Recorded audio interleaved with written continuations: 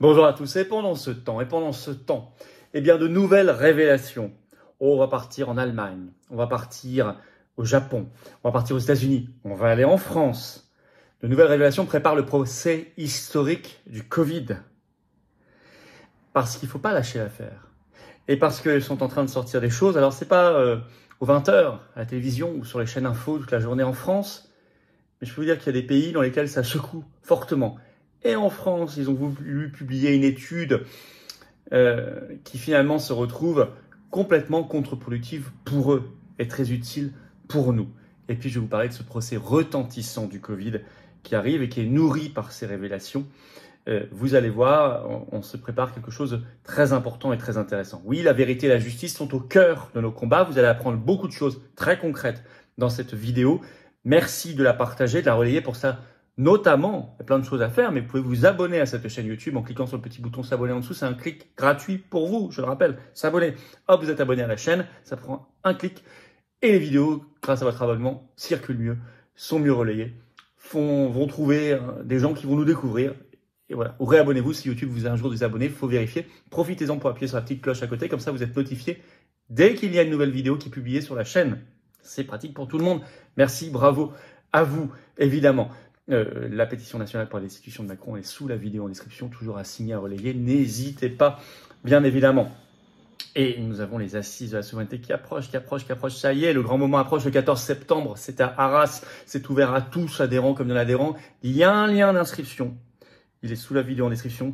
Il reste quelques jours. On va devoir clôturer un moment les inscriptions.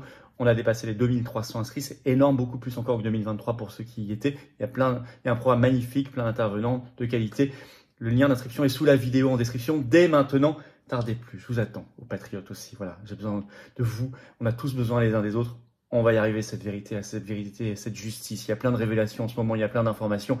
Il faut les construire, les bâtir, en faire quelque chose de concret ensemble pour libérer notre avenir et celui de nos enfants et notre France et notre humanité. On le fait ensemble. Vous pouvez adhérer, réadhérer dès aujourd'hui. Je vous attends.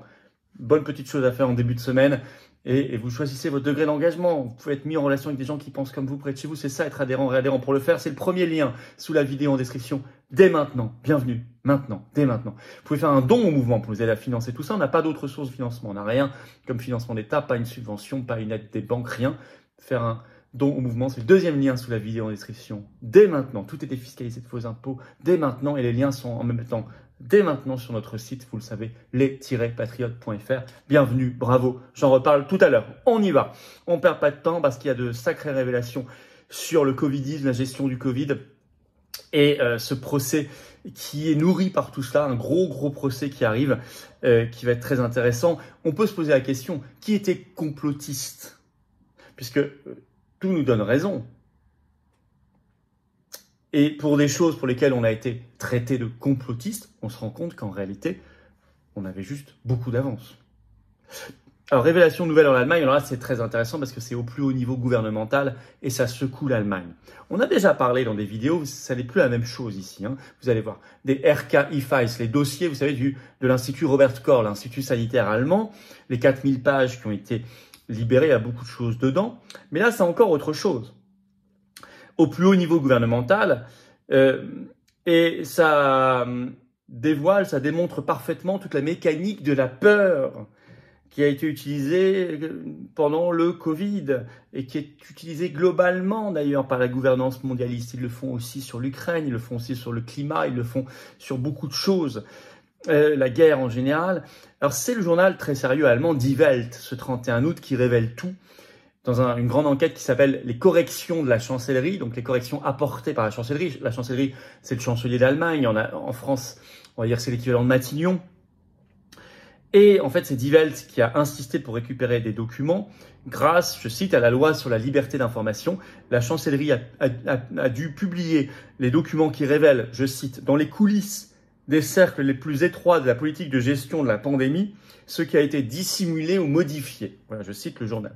Alors, c'est physiquement environ 500 pages de mails, de courriels, de correspondance entre le gouvernement allemand, la chancellerie, et le conseil d'experts Corona, c'est l'équivalent du conseil scientifique là-bas, qui est l'organe, je cite, que le chancelier Scholz avait mis à disposition du gouvernement fédéral à partir de décembre 2021, 19 membres, dont des virologues, etc., Et vous allez tout de suite comprendre, je vais citer un extrait de Die Welt, l'idée générale du problème. Les procès-verbaux de réunion du conseil d'experts de la cellule de crise de l'Institut Robert Koch avaient déjà révélé que la politique s'immisçait fortement dans ces organes consultatifs. C'était complètement manipulé. Je cite toujours. Les nouveaux documents sont également délicats. Ils montrent que plusieurs ministres ont recommandé aux experts les sujets à discuter. Se sont également assis à la table lors des réunions du conseil. Ils ont brisé les prises de position des experts. Ils les ont révisées avant de les publier par la chancellerie. Évidemment en les conformant à ce qui correspondait à leur agenda politique souhaité. Fin de citation. Donc, ils ont créé soi-disant un comité scientifique. Et en fait, ils allaient eux-mêmes, comme membres du gouvernement, etc., aux réunions. Et ils ont modifié ce qui en sortait pour le faire coïncider à leur agenda politique. Et vous allez voir en quel sens. Avec de sacrées manipulations pour être, je cite, plus alarmant. La politique de la peur. Je cite un autre extrait de Die Welt. Ainsi, ce conseil de 19 membres, dont faisait également partie le duo de virologues Christian Drosten et Hendrik Streeck, avait le 15 mai 2022 publié une déclaration sur le Covid long. Dans la version originale, cela a été formulé ainsi. Les données disponibles jusqu'à présent montrent que la prévalence de l'encéphalomyélite myalgique, une maladie neuro-immunologique qui était pré-pandémie entre 0,1 et 0,8%, augmentera considérablement à la suite de la pandémie. Cette phrase n'a pas plu apparemment à la chancellerie, écrit Die Welt, car elle n'était pas suffisamment alarmante. Vous avez bien lu, bien entendu, car elle n'était pas suffisamment alarmante. La chancellerie a signalé le besoin de correction sous une forme plus équivoque sur le fond, en passant d'un pourcentage de 0,1 à 0,8%, très faible, comme souhaitait le conseil d'experts, a supprimé cette phrase. Pardon, je traduis en même temps. La version finale a poussé à mettre plutôt des chiffres absolus, ce qui semblait plus impressionnant. Et ça a donné ceci comme nouvelle version. Avant la pandémie, on s'attendait à ce que l'Allemagne ait environ 250 000 personnes touchées par l'encéphalomyélite myalgique, dont environ 40 000 enfants et adolescents. Le nombre de personnes touchées augmentera considérablement en raison de la pandémie de SARS-CoV-2, indique la version modifiée et publiée. Et donc en fait, on arrive à une version beaucoup plus alarmante. On passe des pourcentages aux chiffres absolus pour que ça fasse plus impressionnant, même si on perd en qualité d'information, à la demande du gouvernement allemand, parce que ça n'était pas jugé suffisamment alarmant, je cite encore une fois. Dans Die Welt est interrogé dans cette enquête le professeur Christoph Kleinschnitz, qui dit, je cite, « Les chiffres ne sont pas scientifiquement prouvés. Il est également gêné par le nombre d'enfants évoqués. Pour de nombreux pédiatres, écrit-il, dit-il, on ne sait pas comment ces données ont été obtenues. » Pour lui, les chiffres sur les enfants malades, ça, ont été complètement gonflés. Et ils écrivent « La peur du Covid long a été politiquement recherchée. » Avec cette révélation incroyable, écoutez bien, je vous lis un autre extrait de Die Welt.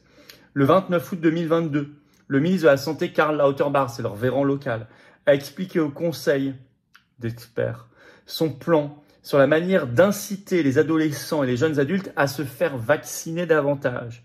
Il s'agit maintenant de les effrayer avec un appel à la peur, c'est entre guillemets, c'est écrit comme ça, qui sensibilise les jeunes aux conséquences d'une infection au Covid long.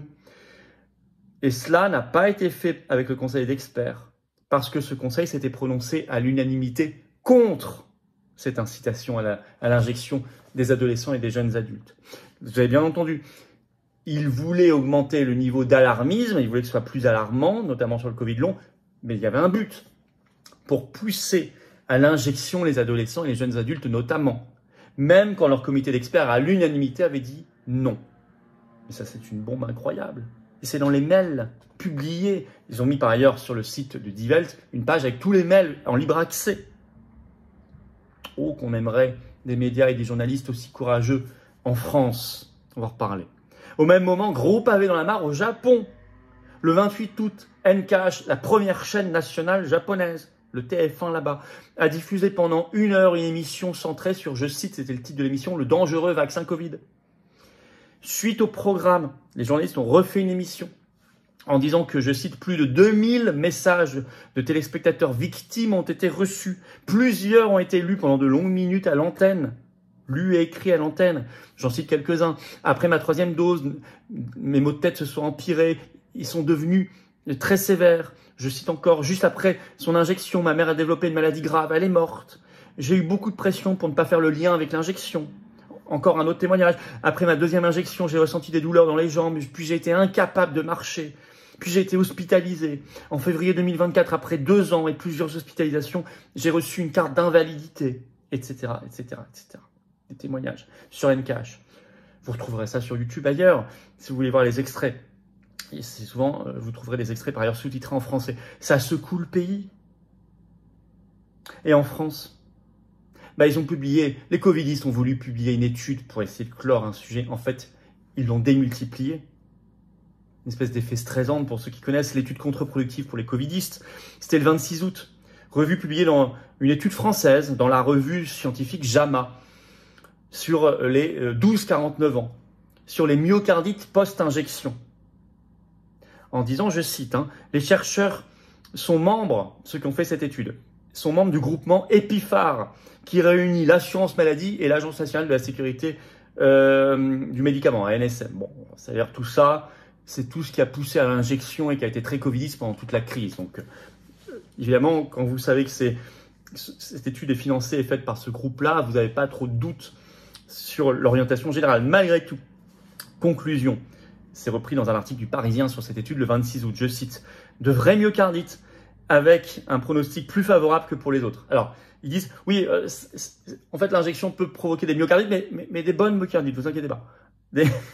Mais c'est des vrais, mais elles sont moins dangereuses que les autres. Alors, ça se veut rassurant, entre guillemets, ils écrivent dans le Parisien. Ils ajoutent qu'ils ont trouvé, chez les 12-49 ans en France, 558 cas. Chacun pensera de ce qu'il veut de ce nombre. Moi, personnellement, j'en connais déjà, dans mon entourage proche, je réfléchis, mais 2 sûrs et probablement plus, mais 2 certains, enfin je veux dire diagnostiqués à l'hôpital, etc. Donc déjà 2 sur 558, rien que dans mon entourage proche, je parle même pas des témoignages que j'ai eu en manif ou dans le mouvement, etc. Bon. Donc chacun peut faire cet exercice et vous verrez qu'à mon avis on explose les 558 cas, enfin peu importe. Enfin, non, pas peu importe, mais bon. Mais en réalité, si, parce que ça a produit l'effet inverse. Parce que, donc ça existe. Non, mais parce que vous nous avez dit pendant des mois et des mois que c'était complotiste de dire qu'il y avait des myocardites, etc. Mais donc ça existe. Ok. 2, cette phrase incroyable, qui est reprise dans le Parisien d'ailleurs. Écoutez bien, c'est dans l'étude. Je cite, c'est dans l'étude. Il ne faut pas exclure que le nombre de myocardites induites par l'injection soit plus fréquent que celle induite par le Covid, surtout avec le variant Omicron, mais les risques en cas d'infection ne se limitent pas aux myocardites. Vous avez bien entendu. Oui, peut-être qu'avec l'injection, vous aurez plus de myocardites qu'avec le Covid, mais bon, voilà, surtout avec Omicron, qui est quand même dominant depuis plus de 2 ans maintenant, mais bon, il y a d'autres risques avec le Covid. Ah oui, surtout pour les 12-49 ans. Cette phrase, elle est incroyable. Elle mérite des procès. Justement, il y a un procès, un gros procès aux États-Unis. Je ne sais pas si vous en avez déjà entendu parler, parce que là, il est en train de prendre une ampleur considérable. Un procès mené par Alex Berenson, qui a été journaliste au New York Times. Attention, c'est pas n'importe qui. Alex Berenson, c'est lui qui a sorti des grosses enquêtes documentées sur la fraude de la guerre d'Irak 2003-2004. C'est lui qui a sorti une grosse enquête sur le système Madoff en 2006. Il a eu des prix professionnels. Et il a fait un procès. Ça avait été révélé à l'époque, c'était assez confidentiel par le New York Post, le 15 avril 2023. Il annonçait un procès contre Joe Biden, son administration, et contre Pfizer, pour avoir, je cite, créé une atmosphère de censure qui a conduit à sa suspension de Twitter. Il avait été suspendu de Twitter en août 2021. Alors, il a été rétabli en juillet 2022, après il y a eu Musk. Mais là où le procès prend de l'ampleur, déjà il cible bien l'administration Biden et Pfizer, ce qui le renforce considérablement, c'est que Fox News en parle et toute la presse américaine commence à en reparler. AOL en a parlé aussi. Le 28 août, Fox News. Les aveux de Mark Zuckerberg, j'ai fait une vidéo, vont modifier son procès contre Biden et Pfizer. Il le dit lui-même. Parce que, vous savez que Zuckerberg a avoué la censure, etc. Je cite l'article de Fox News. « C'est très important pour mon procès. Il n'y a aucun doute à ce sujet, dit-il. Nous allons citer la lettre de Zuckerberg. Et ça va amender le procès contre Biden et Pfizer. L'ancien journaliste du New York Times a déclaré que le procès modifié arrive très bientôt. Le procès va avoir lieu très bientôt. Il comprendra des informations qui choqueront les Américains, dit-il. Berenson a déclaré qu'il avait de nouvelles informations sur ce qui l'a conduit à être banni de Twitter en 2021 au plus fort du débat sur l'injection. Ça va tourner autour de ça. Avant qu'Elon Musk ne l'achète et ne renomme l'entreprise en X. Il ajoute, ce sera magnifique ce procès. Ça va être dérangeant. C'est très bientôt avec les nouvelles révélations. C'est sûr, dans le contexte de ce que vient de déclarer Zuckerberg, c'est du carburant extraordinaire. Et ça va être un procès historique. Alors, vous voyez, ça sort de partout. Vous comprenez mieux leurs efforts de censure des réseaux sociaux. Ces procès-là, ce procès Berenson, il est à dupliquer partout. Bien sûr. Y compris en France. Y compris en France contre le gouvernement, bien sûr, Véran, tout ça. Mais aussi contre la Commission européenne, Ursula von der Leyen. Enfin, nous, on le fait déjà, puisque nous sommes, je le rappelle, les Patriotes, le seul mouvement politique français à porter plainte au pénal sur l'affaire des SMS contre Ursula von der Leyen. Audience, je vous le rappelle, une prochaine audience au tribunal de Liège. J'y serai, bien sûr. Ursula aussi, ou au moins ses avocats, sont convoqués. Elle est convoquée. Le 6 décembre prochain, ça approche. Et les révélations de presse allemandes ou les émissions au Japon, on attend la même chose en France. Il faut faire pression sur vos politiques, vos parlementaires et les journalistes.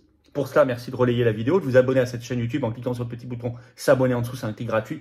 Les vidéos circulent mieux, c'est un outil de pression énorme, d'influence. Les manifs qu'on fait, vous inscrivez aux assises de la souveraineté, il y aura une table ronde notamment sur la sortie de l'OMS, une autre sur les libertés, une autre sur les médias. Lien d'inscription pour Arras maintenant sous la vidéo en description. Puis je vous attends patriotes, parce que le combat il se mène là. Le orange, carte orange d'adhérent ou d'adhérent, c'est la couleur de la vérité, c'est la couleur de la justice, c'est la couleur du combat, c'est la couleur du rassemblement, c'est la couleur de l'action, c'est la couleur de la souveraineté, de la liberté, de la France libre. C'est ça tout ce combat-là. C'est le combat de tous les combats, c'est la couleur de tous les combats que nous avons menés, que nous mènerons. Si nous ne faisons pas ces assises, si nous ne faisons pas les manifestations et tout le reste, qui les fera? On peut toujours critiquer. Tout le monde peut critiquer. La critique est facile, l'art est difficile, mais nous faisons. L'art est là. Nous faisons, nous organisons, nous finançons et nous invitons. Si d'autres ne sont pas contents, ils organisent eux-mêmes. Pour l'instant, je n'ai pas vu. Et moi, j'irai si on m'invite, avec plaisir.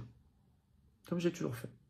En tout cas, je vous attends. Parce que je sais que vous êtes dans la sincérité du combat et que vous ne lâcherez pas l'affaire. Moi, je ne la lâcherai pas l'affaire, je peux vous le dire. Pour nous, nos enfants, nos petits-enfants, je ne lâcherai pas l'affaire, je ne lâcherai pas le combat. Mais j'ai besoin de vous. Je ne peux pas y arriver sans vous. On n'a pas 1 euro de financement public, pas 1 euro des banques. On n'a rien. On a le système oligarchique contre nous. Mais on est le plus grand mouvement souverainiste de France et de loin. Vous pouvez réadhérer dès maintenant par le premier lien sous la vidéo en description. Par ce lien est également commentaire épinglé, petite fiche sur l'écran maintenant et dans quelques secondes, un lien sur l'écran et c'est merveilleux et bienvenue. Vous pouvez faire un don au mouvement pour nous aider à financer tout ça, sinon on ne peut plus rien faire. Le don au mouvement, c'est le deuxième lien sous la vidéo en description. Tous les liens sont sur notre site par ailleurs, les-patriotes.fr. Tout est défiscalisé aux 2/3 de vos impôts. Ça fait baisser massivement vos impôts. Profitez-en ce début de semaine. J'ai envie de vous dire bravo et bienvenue. Bravo aux adhérents, aux réadhérents, aux donateurs. Bienvenue aux nouveaux adhérents. Vive la France!